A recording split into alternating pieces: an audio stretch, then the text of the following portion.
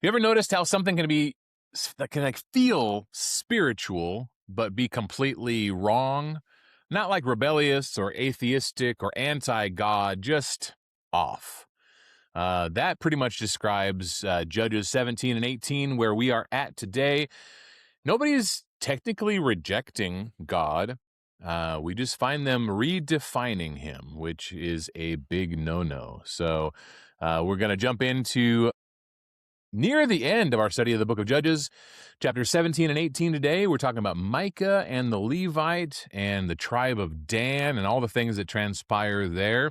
But before we jump into that, we're going to say hello to Kevin. So, hello, Kevin. Hey, Adam, how's it going? It's been a wild and crazy week. We are in the heart of track season for my son.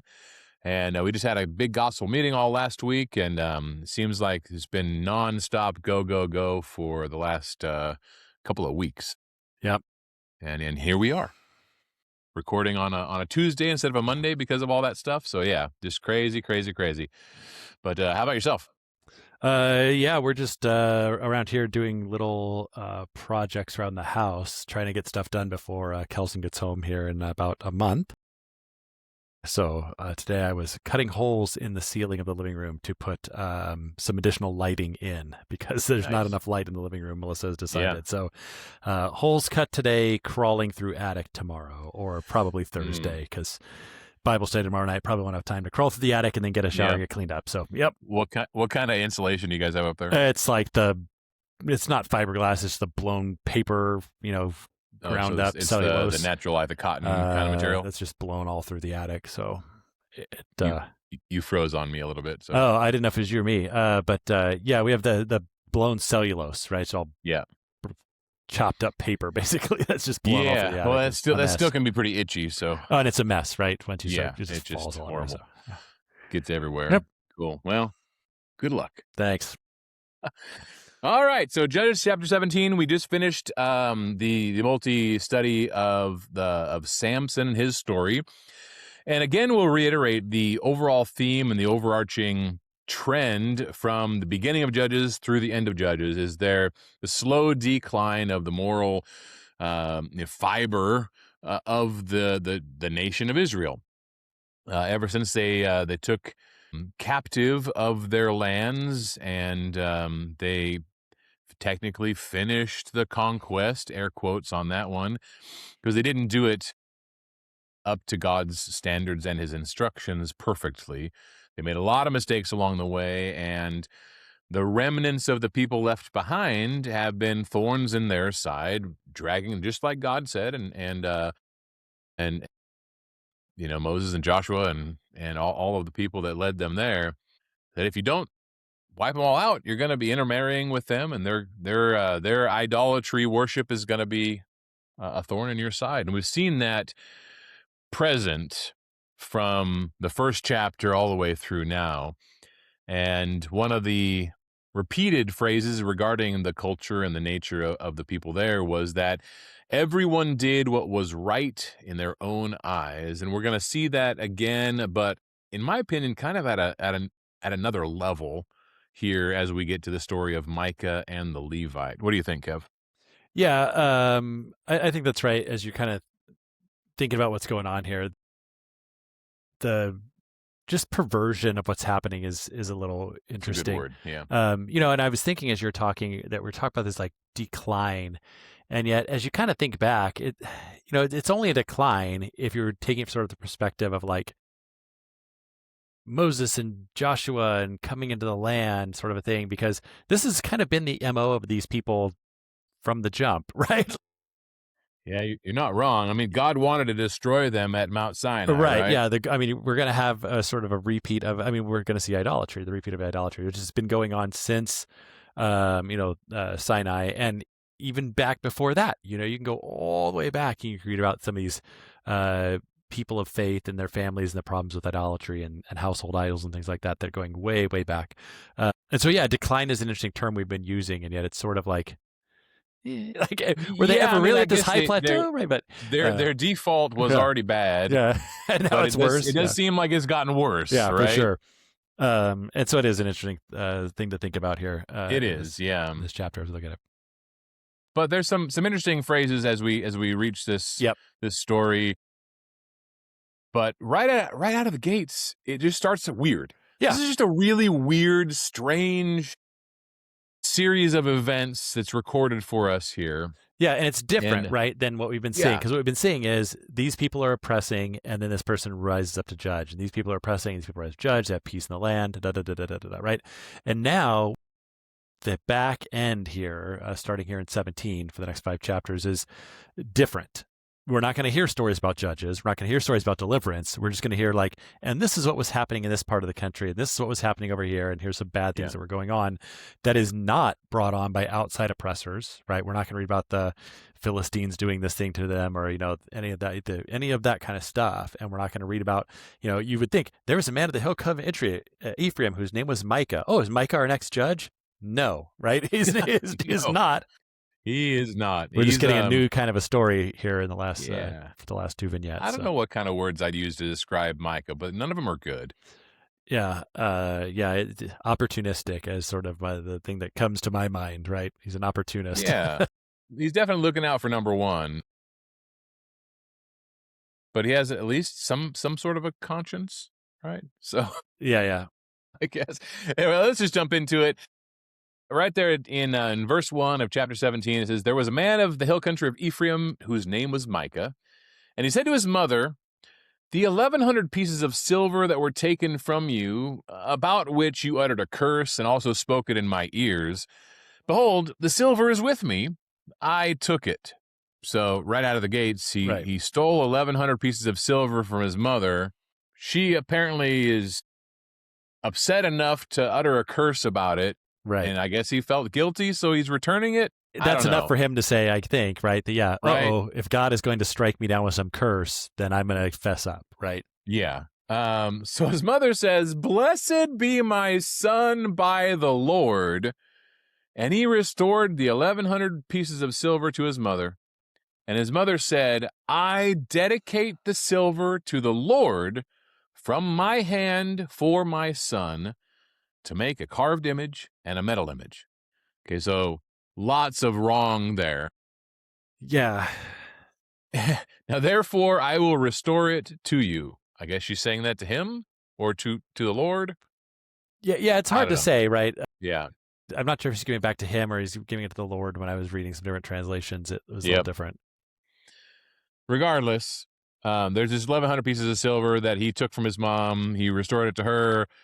She's thankful, so she's going to dedicate the silver to the Lord, but apparently not all of it, because she gives only 200 pieces of silver to some silversmith who made it into a carved image and a metal image.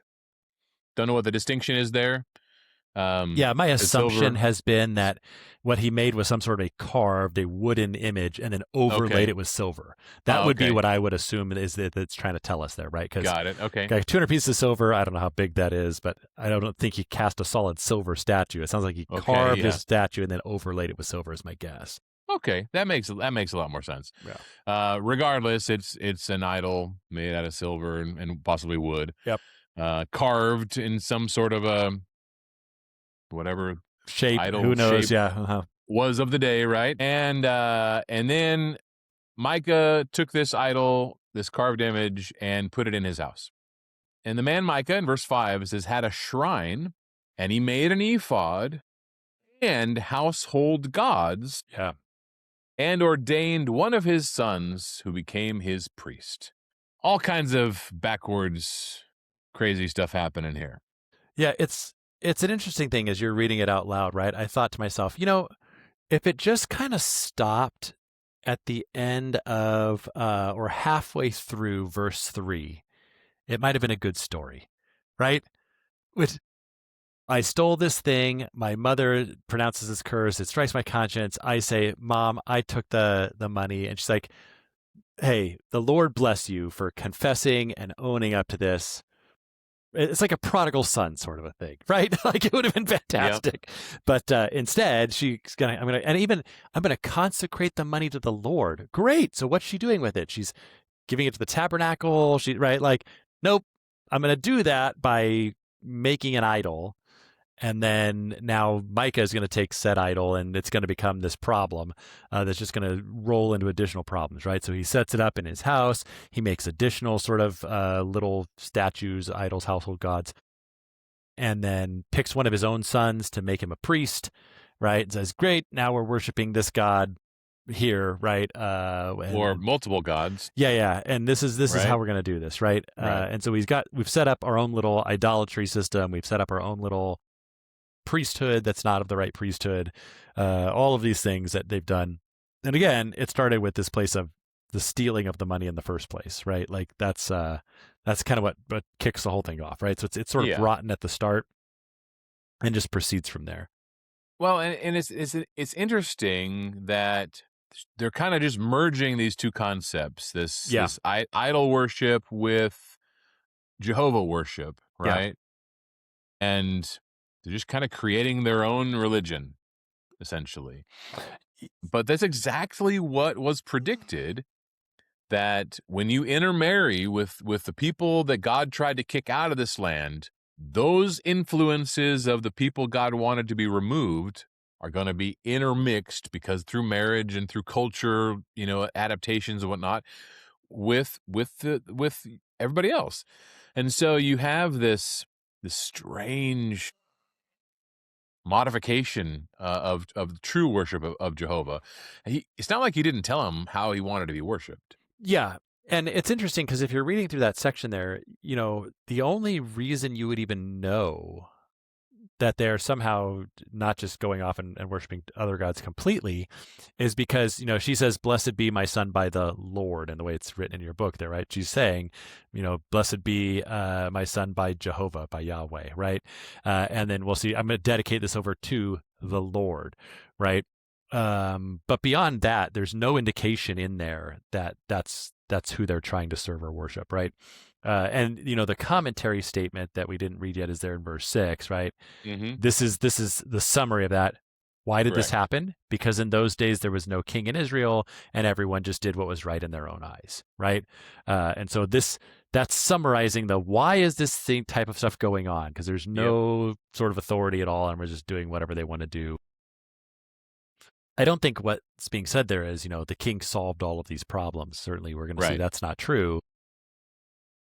It's more of this sort of timestamp, as well as the nature of people, I guess, right? Because God had set up, you don't need a king. Here's the system.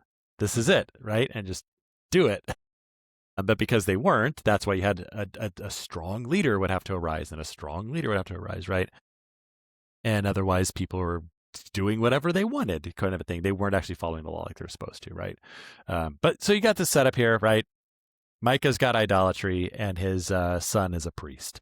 Yep. And that's really just kind of setting it up for the next part of the story that starts in verse 7 there. Well, so quick little sidebar conversation, Kevin. You talk about this idea of having at least a singular strong leader, which was definitely a theme, has been a theme throughout the scriptures. You've got these key figures that would be called by God to lead the people spiritually and to guide them, and sometimes to rescue them out of sin and things like that. But regarding having strong leadership, that has always been essential. In the new covenant that we're under now, God, and through the pattern of the New Testament, we see the establishment of local churches. Yeah. We see the establishment of leadership within those churches that we call elders or shepherds or overseers. And we see, specialized servants called deacons. And we see that the cohesive work to feed the flock of God's people through preaching and teaching and things like that, to make sure that God's people are always looking to the truth and trying to shine their lights and follow the pattern, right? And so I think that where did that break down in this society, was that, well, we see time and time again phrases like, okay, go back to Egypt, right? Yeah. There rose a Pharaoh who did not know Joseph, right? So Joseph's out of the picture. There's no longer a main person that was kind of, helping the people, do right and be blessed by God. Moses comes. Moses leads the people away. He's gone for 40 days. They think he's dead. They just return, Yep. right? He's not present. Even Aaron himself didn't maintain, you know. And so yeah, time and time again, you're going to see this where there's at least one really strong, centered leader type person. But even like Jethro comes along and says, "Hey, you can't do it all by yourself. You need help." Yeah, and I think perhaps what's happening there, this is my surmise, I'll just get that out there right now, is what we're seeing over and over again with all these figures is this sort of type of the Christ, right? That, yep, you had this person, David is a strong, he brings about this thing. Why? Because he's a type of Jesus, right? And Moses serves in the same way, right? There'll be another prophet like me, right? That God will raise up, and he's talking about Jesus, right? And so I think what we're supposed to see through all these things is we're not in this situation now, right? We're not in a day where there is no king in Israel, right? That there is a king amongst God's people today, right? And so everyone should not be doing what is right in their own eyes. Everyone should be. So we've established that now, and so this pattern, I think, of there is no king, there is no king, there is no king, is to set up this idea that God is going to set up His own king, right? And that's Jesus, and that's the purpose and the point that we're supposed to recognize that He is the one who is Lord, He is the one who is sovereign. But we still see it happening in the world today, is people refusing to accept truly Jesus as king, and saying, "I want some other man to be king," and even if there's some association or whatever with religion or Jesus or any of those things, but really I'm serving this leader, right? Because I want that kind of king instead. And so, we're not that different today from then. Yeah, no, I mean, you're not wrong, culturally speaking, but there's what's unique about this particular time period is that God provided them both a secular and a spiritual rules Yeah. and laws. He gave them both simultaneously. He told them how they should run Yep. themselves as a nation to be set apart spiritually, right? Yeah. But he gave them all the laws and Yeah, the yeah. rules and all that kind of stuff. So you had secular and spiritual combined. And we live in a world where we just have to live within whatever secular Yeah, whatever laws system and we're in. kingdoms, systems we happen to be in, knowing that ultimately none of that stuff really matters as long as we obey the laws. We're supposed to be following Christ, Yep. right? So anyway, just a little sidebar convo I think is important, but it's an observation that I think is important for us to just think about. If you're not established with a local congregation, it's really important. God Yeah. gave us the local church for a reason, and every one of those churches should make every effort to establish proper eldership Yep. and oversight, because those men are called by God to do a good work, and to provide the level of stability and growth that people need. Yep. Agreed. So awesome. Okay, now let's get into some more of the juicy details here. It transitions away from Micah and his household gods and everything, and ordaining one of his sons as a priest. So at least he's trying to be worshipful, I guess. Yeah. He's worshiping something, right? So then it transitions in verse 7. Go ahead and take it from there, Kev. Yeah, it's Bethlehem in Judah to sojourn where he could find. And as he journeyed, he came to the hill country of Ephraim to the house of Micah. And Micah said to him, "Where do you come from?" And he said to him, "I am a Levite of Bethlehem in Judah, and I am going to sojourn where I may find a place." And Micah said to him, "Stay with me, and be to me a father and a priest, and I will give you 10 pieces of silver a year, and a suit of clothes, and your living." And the Levite went. So, we get this new character introduced to the story here, right? This young Levite. It's hard to know what the Levite setup exactly was, right? The Levites, as you and I were talking about, they don't have a land. They have cities they've been given, and they have the farmlands around those cities, which are the inheritance of the Levites. And so, they're dispersed. They're spread out throughout Israel. That was the plan. There should be Levites all over the place, and that's probably God's intent to sort of keep things running and keep, who knows the law and who's doing these kinds of things, and who is handling disputes and things. And we'll see that even in the law, right? If something happens, you go to one of the town Levites, etc. And so these Levites, whether this is how it was, I'm a Levite and I'm here. It's time for me to go find a place, right? Where am I going to set up shop?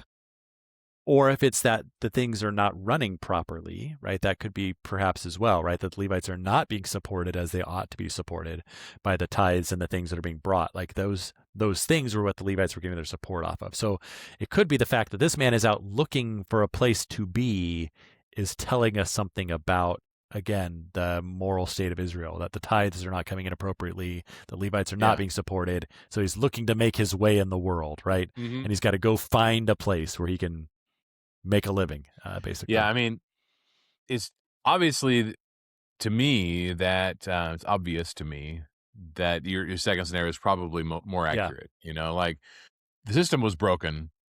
The Levites either A, or it might be both. They either A, weren't functioning like they were supposed to function, or B, weren't enabled to function like they were supposed to function because of the lack of spiritual integrity of the people, not doing their tithing, not looking to them for the answers and to be the spiritual leadership that God set them up as. And so just the very concept of a traveling Levite selling his services out is not right. Yeah, and I'm curious if that was his intent, right? Or if he's just going to go sojourn and find some place to live. And Micah just comes up to him and is like, "Hey, I've got it. Do I have a deal for you?" Right? Like, I'm going to make you a priest, right? In my household, you can be my own personal priest. Again, it's a little tricky to say, but my guess is this man is not supposed to even be a priest, even though he is a Levite, right? Because he doesn't come to him and say, "I'm a priest." He just says, "I'm a Levite," right? And remember, not all Levites were supposed to be priests, just the sons of Aaron. And so when he says, "I'm a Levite," he's likely not a priest. And then it says the man ordained him as a priest, right? Well, why did he do that? Because he wasn't one already, right? And so even though this guy is a Levite, he's still not someone who should be serving in a priestly role. And even if he was a priest who should be serving in a priestly role, he shouldn't be doing it for this own household with these idols, right?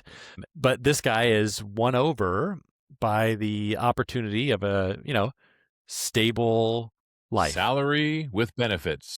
I'm going to live here. I'm going to be taken care of. Things will be fine. I'll live like his own son, right? I'll live in his house. I'll get food. I'm going to get clothes. And then also on top of that, I get a little spending money, right? I'm getting a salary of the 10 pieces of silver here. And that will be your living, right? And oh, great. I don't have to go anywhere else. I've got a roof over my head. All I have to do is sell out everything that I should be doing, right? And just because I'm a Levite, assume that God is going to bless me. And Micah assumes the same thing, right? Surely the Lord will bless me now because I have a Levite as priest. And that sort of mindset or picture there of if I just check the right boxes and do the right things, right? Even if it's not all of them, then God will be pleased or bless me because I've got the magic words, right? I have a priest, and my priest is a Levite, which is he recognizes better. I'm air quoting for those of you that are just listening, than his own son, right? So he knows his own son shouldn't be priest. It was the best he had, but now I'm taking a step up, right? Woo-hoo, and upgrade. I'm sure if an actual priest that was of the tribe of Aaron, line of Aaron, came through town, he would have offered him the job instead, right? And said, "You're out," right? I'm upgrading again, right? Getting closer to making my worship look correct, right? Yeah, I mean this very idea that he says now I know the Lord will prosper me because I have a Levite as a priest. That concept of some sort of magical token of God's approval is kind of a prevalent theme throughout the next couple hundred years. How many times do we see the Ark of the Covenant be used in the same manner, box, right? Yeah. And so and of course, the instant karma of the wrong people having the Ark, and all that kind of stuff. But yeah, this very idea of something that seems spiritually right Or, I mean, we saw with Samson's hair. I mean, Samson, he Yeah. thought his own hair was the symbol of his rightness with God. That's where the magic is. That's where the magic was. And so, you know, I mean, are there things in our lives that we kind of put too much stock in that we should reconsider and make sure that we have in the right perspective? I don't know. I mean, I think certainly. I think there are certainly people who think, you know, I go to church every Sunday, so surely the Lord will bless me, right? It doesn't Right. matter what I'm doing the rest of the time. It doesn't matter that I'm not doing anything that Jesus said, right? I go to church every Sunday. Surely the Lord will prosper me, right? Or even a step down from that, I just say, I believe in Jesus. Surely the Lord will prosper me because, right? I give nominal allegiance to Christ. And so I think that is super prevalent. You know, and as we get sort of even tighter, though, like let's not let ourselves up, though, because we get even tighter, right? We might say, oh, I'm doing all the things, right? Not only do I go to church every Sunday, but I give 10% of my earnings, and I, am devout in my Bible reading, and I do the right. And we think, even if I'm doing all the things, so surely the Lord will bless me, right? Yeah. And so I think that magical thinking is super easy to fall into. Yeah, absolutely. And if you don't think it's happening, just ask, when something bad happens, do you say, God, why me? Right? I've done all the right. Well, then that tells you were living in that mindset that nothing bad will happen to me because I'm following the things, right? Yeah, I mean, it's an easy trap to fall into, the what I like to call, checklist Christianity. Yeah, sure. Where we've compiled these boxes, this list of all the right things. Okay, yeah. Now I will say that sometimes in my life, when my faith has just been weak or my zeal has been weak, zealous for good works, zealous for just an abundance of effort and putting in, just weak. I have relied on pushing through by continuing to do the good things. Sure, yeah. With the hopes and anticipation that it would eventually right itself. Yeah, right. And I think that's a good practice, but it's definitely it takes some work. Now it's when you are weak and you also you stop doing some of those things that you're really putting yourself at a much greater risk of continuing to become weak and fall away. Yeah. So I say, hey, we all go through periods in our lives where not everything is awesome, not everything is easy. Serving God is hard. Sometimes our faith can get degraded a little bit and weakened. So yeah, just keep on keeping on is good, but it's not because I think by doing the things, checking off the list makes me right. Right, that God will bless me because of those things. Yeah, sure. It's complicated. The grace over works and saved by grace, saved by faith, saved by works. Yeah, we are created for good works, but not saved by them. Yeah, and I think even, we've talked about this idea of sort of maybe checklist Christianity. I think it's even further than that. Like, even if I'm very changed within, right, and I'm living, Christ is living in me, and I'm doing those things, I still can't fall into the trap of saying, so surely the Lord will bless me, right? Surely he will bless me because of that. And I think that is true in the eternal life sense, right? That yes, I am blessed. But to think that I will be physically blessed here, my eternal salvation is secured. Yeah, But to think, I think what Micah is saying here is right now I will be physically prospered here, right? Yeah. Because I have doing all, and we can even fall into that, right? I am devout, and Christ is living in me, and I'm putting Him on, and now the Lord will bless me. Yeah, I mean, there's even people that'll talk about this. What people have coined the phrase of prosperity. Yeah, the prosperity gospel. Yeah. And the twisting some of the passages we find in the New Testament about God blessing His people and just taking it to a whole nother extreme level, kind of like what these people would do. Yeah, sure. Just kind of merge their own concepts and twist it a little bit to come out with some different theories and whatnot. So, all right, let's move on to chapter 18. Again, it reiterates the fact that there was no king in Israel in those days. And in those days, the tribe of the people of Dan was seeking for itself an inheritance to dwell in, for until then no inheritance among the tribes of Israel had fallen to them. So apparently Dan hadn't successfully finished conquering the land that was apportioned to them, and so they were working on it. Yeah. And yeah, I guess, right, as best I can read that, right, that they've not yet, right? it's not all fallen to them at this point. And as you're kind of reading through this here, it's tricky a little bit to figure out, how much of this is like the tribe of Dan versus it's clearly some subset of the tribe of Dan as well, right? Right. But either way, they've not fully come to the inheritance they were supposed to take. And whether this town, as they're going to it, is part of that, should have been or not, right, is an interesting question. And they're just like, we don't want to take the land because it's hard. We'll go take this other city instead, right? Yeah. But they're seeking for a place. They're traveling through Ephraim. That's right.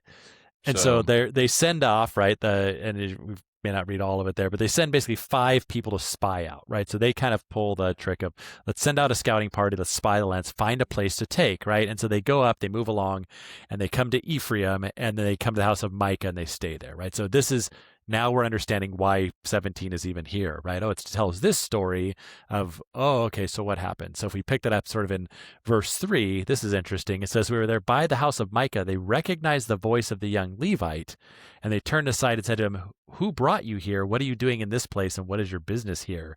And he said to them, this is how Micah dealt with me, and he's hired me, and I've become his priest.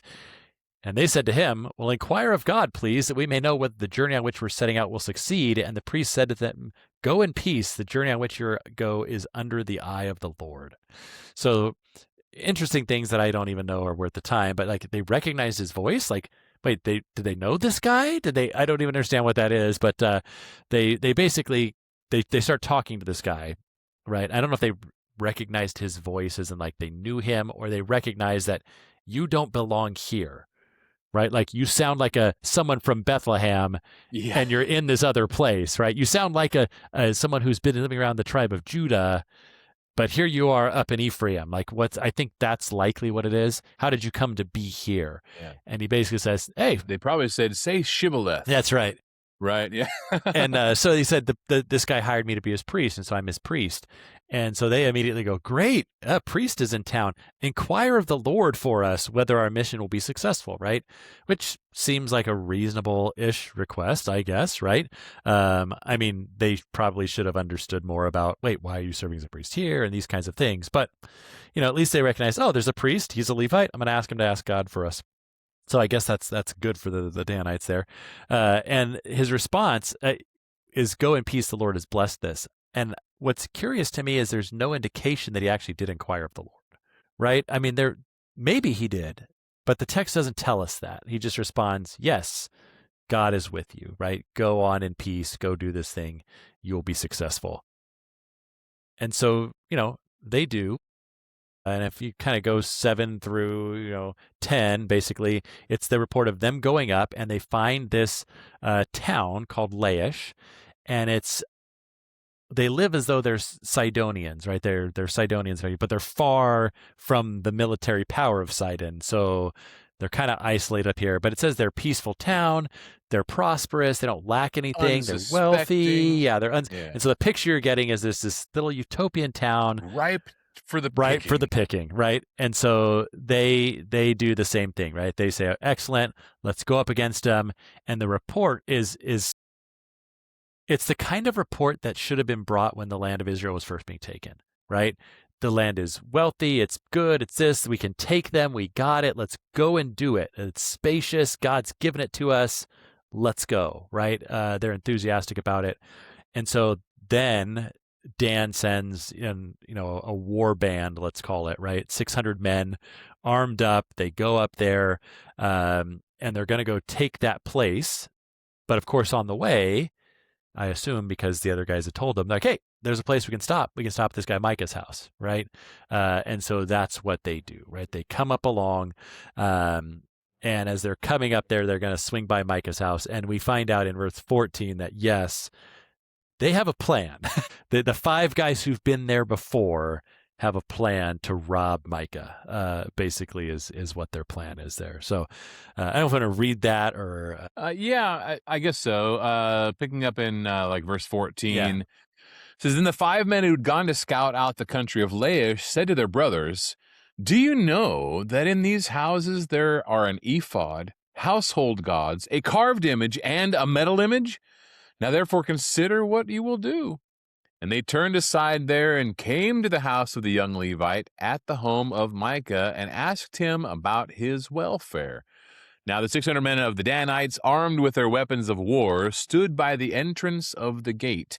And the 5 men who had gone to scout out the land went up and entered and took the carved image, the ephod, the household gods, and the metal image, while the priest stood by the entrance of the gate with the 600 men armed with weapons of war. When these men went into Micah's house and took the carved image, the ephod, the household gods, and the metal image, the priest said to them, what are you doing? And they said to him, keep quiet. Put your hand on your mouth and come with us and be to us a father and a priest.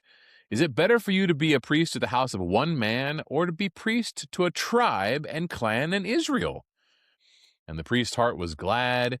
He took the ephod and the household gods and the carved image and went along with the people. Yeah, so that's a story that's quite interesting when he, it could have been a little different there, right? If you didn't have any other information where you might have thought, oh, they kidnapped this guy, right? Like they took the stuff and they kidnapped him to be the priest. But no, it says his heart was glad, right? He's like, sweet, I'm getting a promotion. Like that's his mindset here. We're going to rob this guy who's been like a father to me, right? We're just going to ditch him and take off, and I'm going to go with them because, hey, I'm stepping up in the world. I'm going to be a priest to a whole town now and a whole group of people and a whole tribe, effectively, right? Like this is my good day. And so, yeah, this idea that because he says, what are you doing, right? He like tries to stop them, right? But then when they say, hey, keep your mouth shut, we'll hire you, like, right? Shh. Yeah. Listen, don't blow it. This is your golden opportunity here, right? And so they effectively buy his silence, right? Yeah. And so he goes, oh, great, let's go. And he's happy to just traipse on with them. So we're getting real insight into his character now, right? That we might not have had before. So you're like, you're being a little harsh. Well, I don't think so. I think we know what we need to know about this guy as we kind of move along. And so, yeah, they go along and they decide, great, we've robbed this guy, our countryman, right? He's not of our tribe per se, but he's our relative. He's part of our nation. We've robbed him and we've taken his priest, and we're going to now keep going on our way to go take over this town that we're trying to do here, right? And the statement that follows right afterwards, they verse 25. Yeah. They decide to go along, right? And on the way, and the people, Micah effectively finds out, and finds that he's been robbed, and so he goes and chases them down, right? And he says, verse 24, you've taken my gods that I made and the priest, and you go away. What do I have left? How do you ask me, what's the matter with you? And the people of Dan said to him, do not let your voice be heard among us, lest angry fellows fall upon you and you lose your life along with the life of your household. And then the people of Dan went their way, and when Micah saw they were too strong for him, he turned and went back to his own home, right? So Micah chases after him, and he's like, hey, and they're like, what's your problem, right? And he's like, well, you stole all my stuff. That's my problem. And they're like, listen, if I hear your voice again, some angry people may just happen to beat you to death. I'm just saying, right? Like, maybe you should just be quiet about it. I mean, it's like Tony Soprano. Yeah, it's mafioso stuff here, 101, right? Yeah. Like, hey. Better be careful what you say next, right? Yeah. Something bad might happen to you. And so he realizes, they're too strong, and he turns back and he's lost everything, right? And so that's an interesting kind of a thing for us to think about, I think, which is this, right? When you make your gods things you can carry about, when you make your gods small, don't be surprised if someone takes them away from you, right? Like God is your God, then he can never be taken from you. But if you make him an idol, then someone who's stronger than you can just take him away. And that's what's happened here, right? When you make your gods small, then someone can come and take them. And that's sort of a picture or lesson perhaps that we should be mindful of or thinking about. When we think about, how big is our God? How great is our God? Mm-hmm. Is it possible that someone could come and take him away from you? Because that's what happened to Micah. Now, what's his recourse? He's lost everything. He goes home sad, right? I was going to be blessed because I had a Levite as priest, and now I've got nothing. Yeah. Yep. So what happens next is fairly interesting, especially since Kevin looked into the future, and made a pretty interesting connection that I hadn't thought of myself. But basically what happens is the people of Dan took what Micah had made, and the priest belonged to them. They came to Laish, to that quiet and unsuspecting town, and they struck him with the edge of the sword, burned the city with fire, which is weird because you'd think they'd want to keep the nice building. stuff. And there was no deliverer because it was far from Sidon. They had no dealings with anyone. So it was a nice isolated place. Yeah. In that valley that belongs to Beth Rehob, they rebuilt the city and lived in it, and they named the city Dan after the name of Dan, their ancestor who was born to Israel. But the name of the city was Laish at the first. So Laish Dan, maybe. Yep. And the people of Dan set up the carved image for them. And Jonathan, the son of Gershom, son of Moses, and his sons were priests to the tribe of Danites until the day of the captivity of the land. So they set up Micah's carved image that he made as long as the house of God was at Shiloh. Yeah, so what happens here? So we're getting a little bit of a history lesson. The history lesson we're getting here is, how did the city of Dan come to be, right? Yep. And so this is where it came from. Oh, the city that we now, as the author is writing this, the city you know as Dan, here's how it came about, right? It used to be this town called Laish, or this place called Laish, that belonged to the Sidonians, and, the Danites came and conquered it and took it over. And when they rebuilt it, and, my guess is they burned it down and rebuilt it because maybe they were sieging it, right? They probably sieged the city in some way. And so the city was burned in the siege. And so they rebuild the city and they rename it, and they choose to rename it, as you would after your great ancestor, namesake of your tribe, right? We're going to name the city Dan, right? Once they set that up and have it there, they take the idol that they've brought and they set it up in Dan, right? And the author here tells us that they're going to have this from now until the land goes into captivity, basically, right? They set up this carved image all the time the house of God was in Shiloh. So at this point, right, the tabernacle is not in Jerusalem. The tabernacle is in Shiloh. And we'll see that in the story of Samuel. And that's where the ark is kept and all these things. But that while that's going on that whole time, they have their idols up here. And we also see that until the day he and his sons were priests, this guy they set up were priests to the tribe of Dan until the day of the exile from the land. So if you're thinking now about your history here, right? Okay, so we've got where is Dan, and where is it when it splits up, right? When it splits up, it's in Israel, not in Judah. It's not part of that part, right? It's the northern kingdom.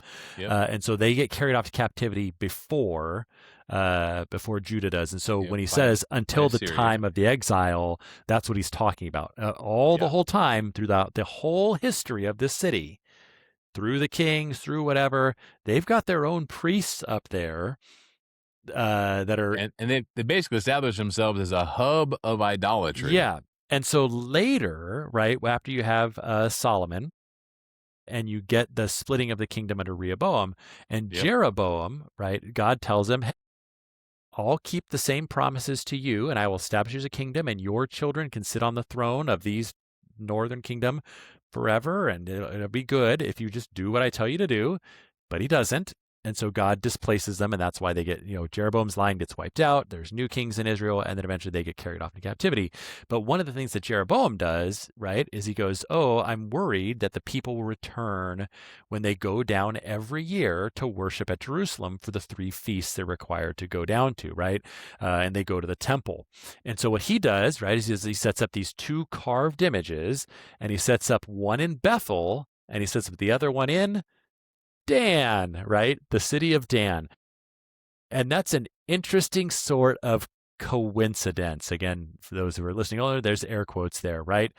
Why does he choose to set up one of his things in Dan, right? And we often talk about one is in the north and Bethel's in the south. That makes sense, sure. But he could have picked lots of cities. But hey, they've already got a whole system up there. They've already got ready for it. Yep. They've got priests all ready to go, right? That have been serving as priests for generations upon generations. They've already got, this idol and this ephod and all of this. It's ready to go. So when Jeroboam goes to set up a northern center for worship, he just goes into a spot that's perfectly primed for it and goes, great, I'm bringing you a new image, right? I'm upgrading. So effectively, it's the same story, right? Your little idol that you had that was 200 pieces of silver, I'm replacing it with a kingly idol now, right? A whole golden calf kind of a setup here. Because the place is primed. It's ready to go for a new abomination to come in. It's just to take it one step further, right? So this story here doesn't really end here.